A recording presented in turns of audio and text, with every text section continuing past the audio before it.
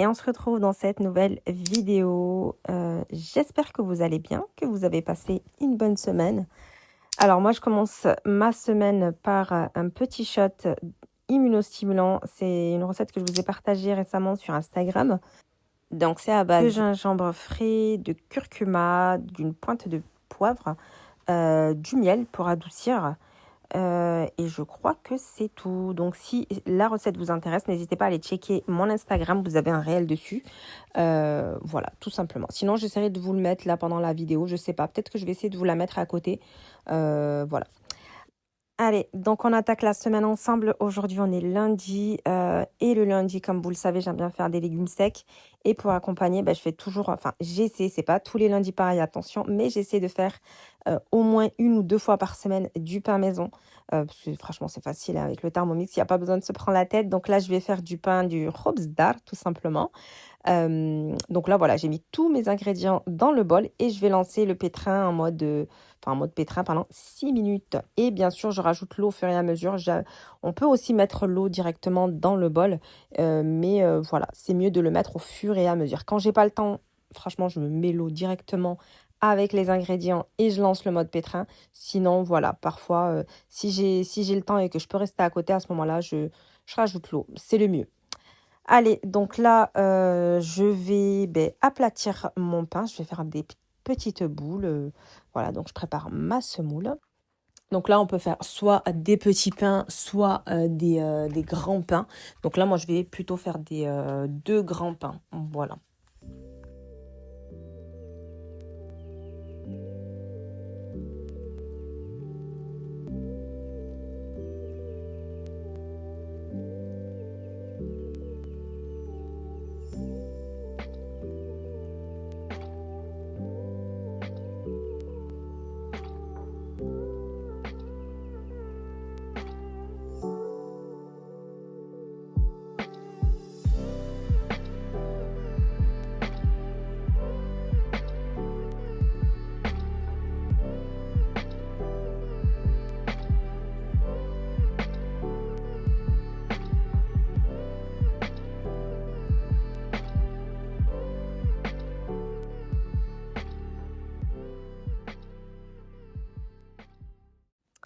Et place maintenant, comme tous les lundis maintenant, mon rituel, c'est les goûters de la semaine.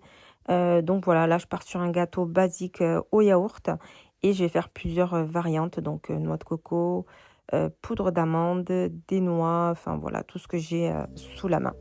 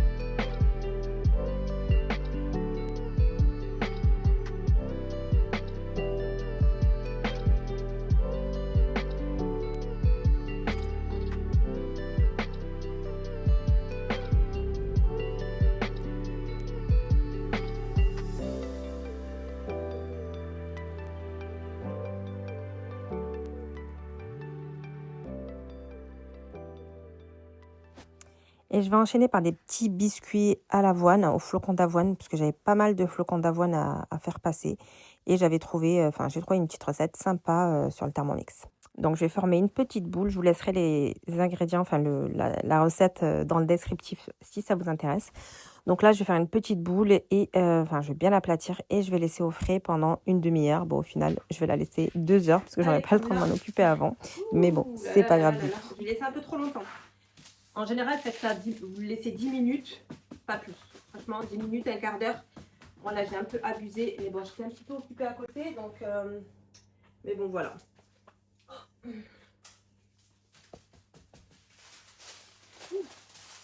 Donc là, j'ai dû récupérer la plaque qu'il y avait là. J'ai dû la récupérer pour mettre mes gâteaux. Voilà, mon moule à gâteau. C'est pour ça qu'il est comme ça. Donc là, ce que je vais vous conseiller ici, là, pour celles qui galèrent un peu à faire leur pain et tout, moi aussi je galère, attention, je ne suis pas une pro. Mais là, ce que je peux vous conseiller, voilà, c'est de, comme je vous ai dit la semaine dernière quand j'ai fait mon pain au blé complet, c'est de pas trop appuyer. Voilà, il faut vraiment laisser que ça soit assez épais. Si vous voulez un joli pain, il ne faut pas que ça soit fin là. Donc voilà, on tape après que sur les côtés avec la paume de la main, pas au milieu, vraiment que sur les côtés et pas trop. Voilà, là moi je pense que c'est bon pour celui-ci. Donc voilà, maintenant je vais faire pareil pour celui-ci. Donc là je tape toujours avec la paume de la main. Là je vais rajouter de la semoule, il me reste dans mon plat. Hop, je vais mettre là. Hop, je la tourne pour que ça soit plus facile à taper. Et là, j'appuie vraiment avec la paume de la main. J'évite d'appuyer au milieu.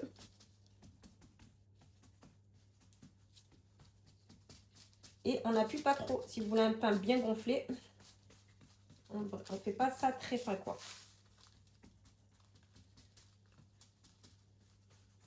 Bon, moi, c'est mon petit rituel du lundi. Du coup, j'aime bien faire mon petit pain avec... vu que le lundi, j'aime bien faire un bon plat en sauce. Voilà, des légumes secs, quoi. Et aujourd'hui, c'est la loubia que je ferai, je pense, tout à l'heure à... Je ne sais pas si je vais vous la filmer. Je vais voir. Si j'ai le temps, je vous la filme si j'arrive à caler ma caméra. Parce qu'entre midi et deux, là, aujourd'hui, j'ai mes enfants. Et c'est que c'est un peu compliqué quand il y a les enfants à côté. Regardez quoi. Donc, voilà pour mes petits pains qui sont prêts. Voilà. Donc là, on va couvrir. Mes gâteaux sont prêts, donc je vais pouvoir les sortir. Je vais les laisser refroidir. Là, ce que je vais faire, je vais m'avancer. Je vais faire, vu que j'ai pas mal de flocons d'avoine, j'ai un gros pot. C'est pour ça aussi que j'ai fait ces biscuits-là.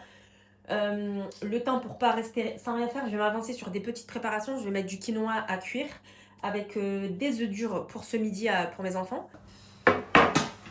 Voilà. Le démoulage, il est parfait, regardez. Franchement, il est parfait le démoulage. J'aime trop ces moules. Allez, donc là, je vais lancer des petites galettes aux flocons d'avoine que je me suis enregistrées, tac, tac, tac, dans ma semaine.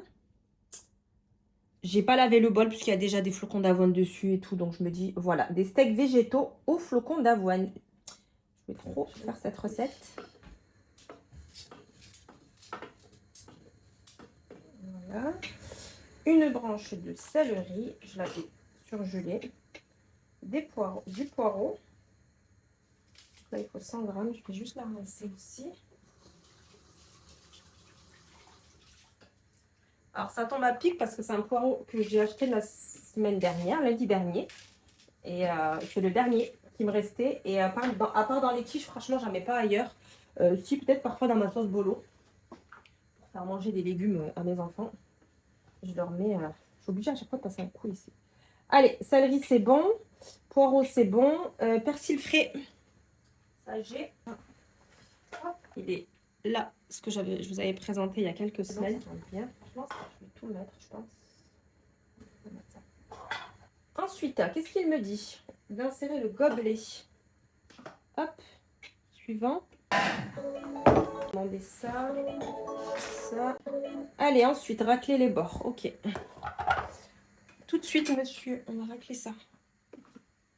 Je vous montre. Voilà, ça m'a vraiment trop bien mixé. Tout. Je vous dis, le Thermomix, les filles, c'est vraiment pratique à tout point, sur tout point de vue, à tous les niveaux. Vous commencez une recette, ah, il faut que je sorte le mixeur, ah, il faut que je sorte la balance, ah, il faut que je sorte le truc pour découper. Non, là, tout est intégré, en fait. C'est ça qui est bien, c'est qu'on n'a plus besoin de se prendre la tête à sortir d'autres appareils. Voilà, c'est vraiment... il est tellement complet. Pas dépasser 100.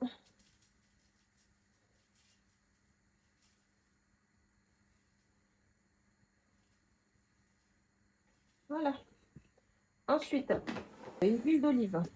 C'est 2 cuillères à soupe. Hein. Je pense que ça va être fécule de maïs. C'est 15 grammes.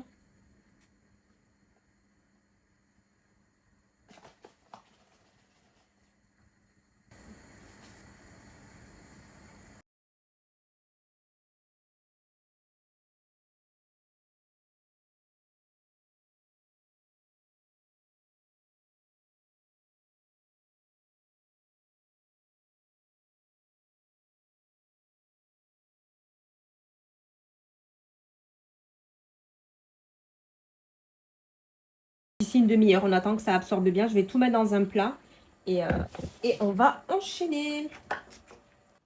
Et donc, je vais enchaîner avec un cookie géant. Toujours pour le goûter, parce que voilà, j'aime bien faire plusieurs sortes pour que ça me dure plusieurs jours. Et bien sûr, il y a une partie que je vais congeler. D'habitude, je ne le fais pas parce que ça se mange quand même. Mais là, vous verrez qu'à la fin de la vidéo, quand même, je vais congeler une partie parce qu'il y en avait pas mal. Donc voilà, plutôt que de perdre ou de nous forcer à finir, je me suis dit que j'allais laisser pour un autre jour. Et pour la cuisson, ça sera au air fryer. Donc là, j'essaie de plus en plus de faire des gâteaux et de les faire cuire au air fryer. Déjà, ça change du four et surtout, ça permet de libérer le four, tout simplement. Donc voilà, quoi. Et j'aime bien la cuisson. J'aime beaucoup la cuisson au air fryer. Je trouve que déjà, c'est plus rapide et c'est pas sec du tout. Allez, donc je vais vous montrer un petit peu le pain. J'ai rajouté des petites serviettes pour vraiment...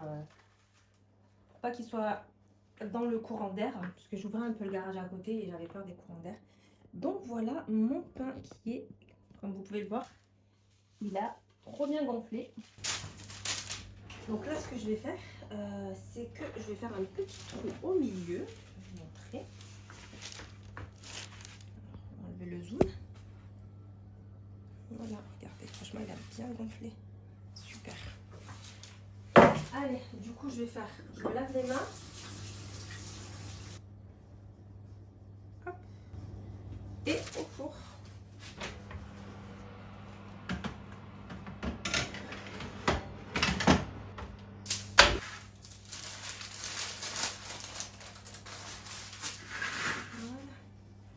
Et toujours le recouvrir, on le laisse pas au courant.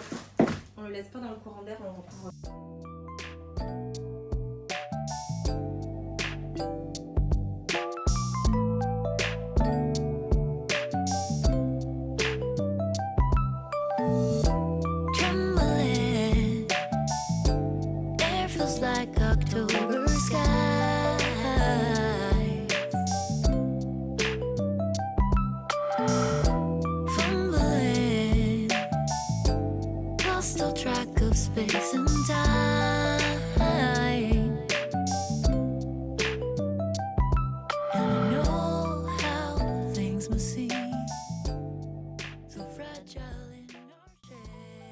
Alors franchement, ces petites galettes au quinoa, franchement, c'était juste trop bon.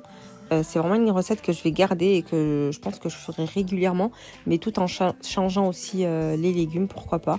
Et je trouve que c'est vraiment une bonne façon de faire manger des légumes aux enfants.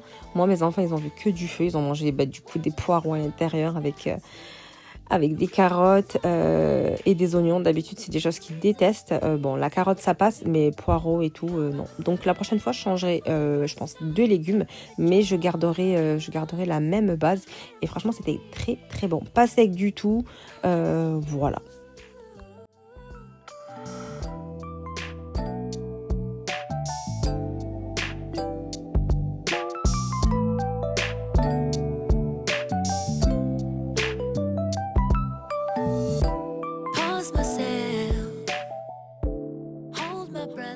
Allez, je vais assaisonner du coup mon quinoa. Là, c'est toujours pareil, hein, des petites échalotes, du sel, du poivre, un petit peu de moutarde toujours pour enlever un petit peu tout ça.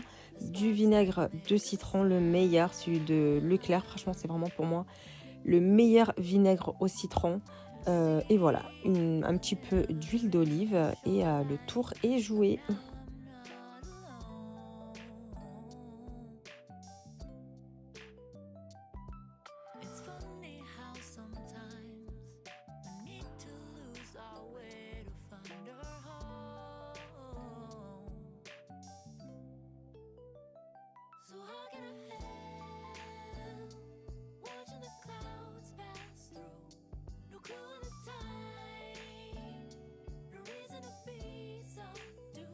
Allez, place à mes petits biscuits maintenant que je vais enfin cuire. Ils m'attendaient sagement dans le frigo. Bien sûr, ça faisait plus d'une demi-heure, mais bon, c'est pas bien grave. Les pâtes comme ça peut même se congeler ou rester la nuit au frigo sans problème. Et donc, j'ai partagé en deux. Une partie que j'ai fait cuire au air fryer et une partie que j'ai fait cuire au four. Allez, c'est parti. Je vais donc lancer ma loubia. Donc là, il me demande d'hacher l'oignon avec l'ail, mais j'ai plus d'ail. Donc c'est pas grave, j'ai de l'ail mais en semoule. Donc c'est pas grave, je ferai avec. Et de mettre de l'huile d'olive. Donc là, ce qui est bien, c'est que voilà, vraiment, ça mesure exactement le bol en direct. Donc là, 40 grammes d'huile.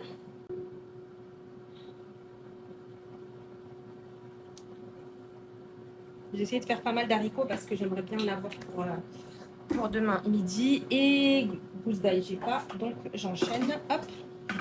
Alors, là, je vais d'abord mixer.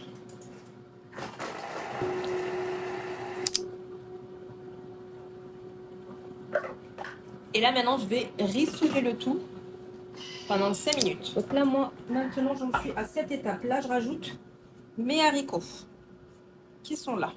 Ok. Donc là, hop, je vais venir les ajouter. Donc, il dit, au niveau de la recette, on me demande de mettre... Hop, on me demande de mettre un disque de cuisson. Et moi, j'en mets pas, j'en mets jamais. Et franchement, j'ai jamais les haricots écrasés. Donc là, je vais mettre mes épices. Donc, moi, au niveau des épices, je vous montre, je mets toujours mon paprika fumé, la base. Je mets, là, je vais mettre du concentré. Je mets une bonne cuillère. Un peu, hop.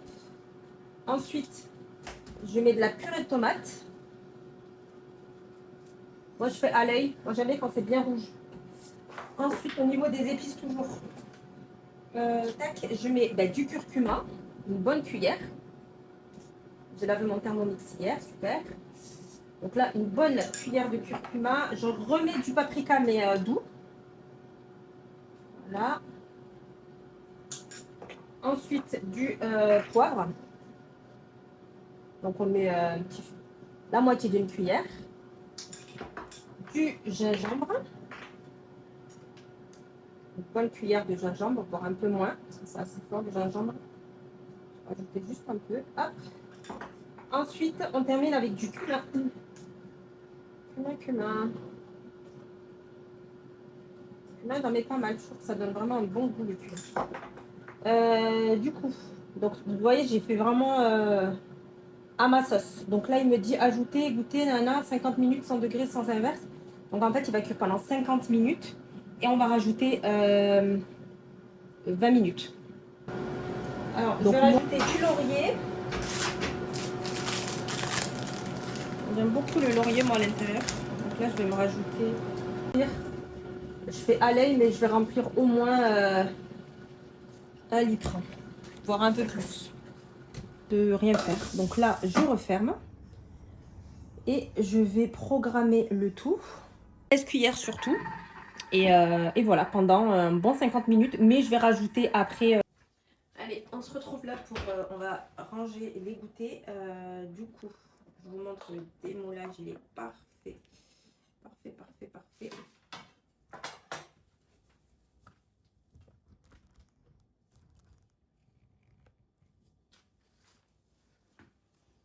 Hop, je vous montre un peu plus près.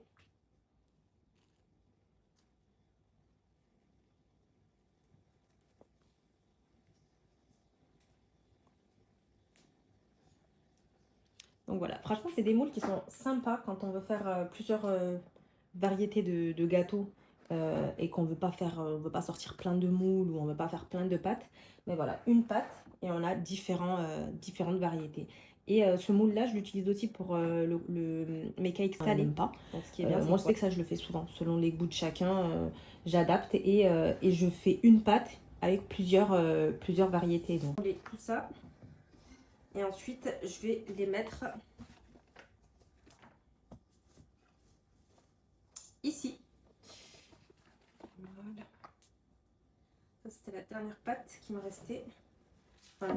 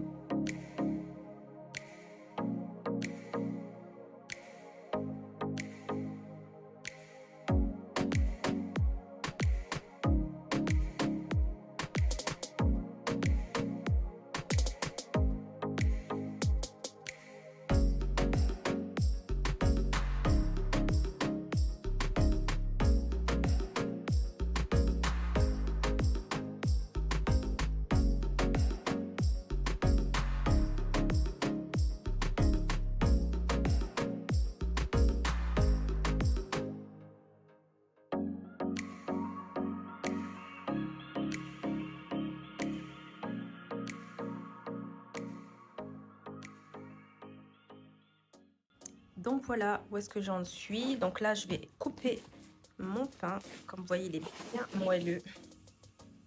Parfait, franchement, parfait, parfait. Les goûters, c'est bon, c'est terminé. C'est dans la boîte. Donc là, c'est des petits biscuits à l'avoine. Et ça, c'est des gâteaux yaourt avec différentes variétés. Donc voilà, et les cookies aussi. Il y a le géant cookie. Et je vous montre aussi ma loubia que j'ai fait ce matin. Donc là, elle a cuit pendant 40 minutes à peu près. Ouais, non, 50 minutes, pardon. Et comme vous voyez, elle n'est pas du tout écrasée. Et il manque, franchement, il manque à peine. Pareil, au niveau de la sauce, il y en a pas mal. Donc là, je vais vraiment laisser épaissir, mais avant de manger. Je ne vais pas le faire maintenant parce que c'est bien de le faire au moment de servir. Donc voilà, quand on sera tous à table et que je poserai à manger, à ce moment-là, ben, je pense que je remettrai dans une casserole.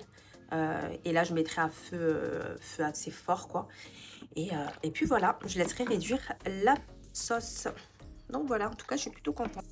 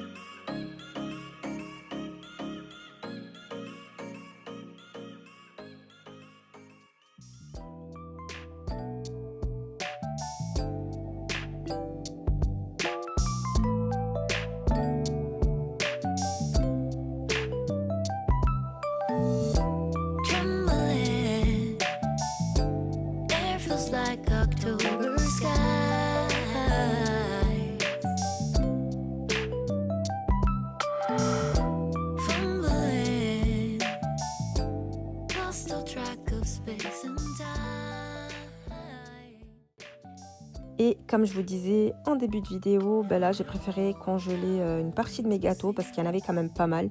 On aurait pu les manger, mais voilà, on aurait forcé dessus et je me suis dit voilà, pour pas les perdre et pour pas nous forcer non plus à finir les gâteaux, j'ai préféré les congeler pour les jours de galère parce que voilà, il y a des fois où on n'a pas envie, on n'a pas le temps. Et c'est vrai que j'ai pas forcément l'habitude de congeler à part les cookies. Les cookies vraiment c'est quelque chose que maintenant je prends l'habitude de congeler parce que franchement je trouve qu'ils perdent pas en goût. Enfin voilà, le goût est le même. Mais c'est vrai que les gâteaux en général, pour moi, je sais pas, j'ai du mal à congeler. Mais là, voilà, je me suis dit, je pense qu'un jour ça servira, donc autant les congeler. Et dans la journée, je m'étais rappelé que mes enfants avaient une sortie scolaire dans la semaine, donc qu'il fallait des sandwichs tout simplement. Donc là, je me suis dit que j'allais faire du pain de mie. J'avais lancé la pâte un peu plus tôt dans la soirée, je crois vers 18h à peu près, un truc comme ça. Donc là, ça devait être, je sais pas, 20h, 20h30. Voilà, après avoir mis mes enfants au lit, je me suis occupée de ma pâte. Donc voilà, maintenant c'est un jeu d'enfant, le pain de mie. Il n'a plus aucun secret pour moi. Et cette vidéo touche à sa fin. La deuxième partie arrive très vite parce que j'ai pas pu tout vous mettre dans cette vidéo là. Donc je vous dis prenez soin de vous et à très vite.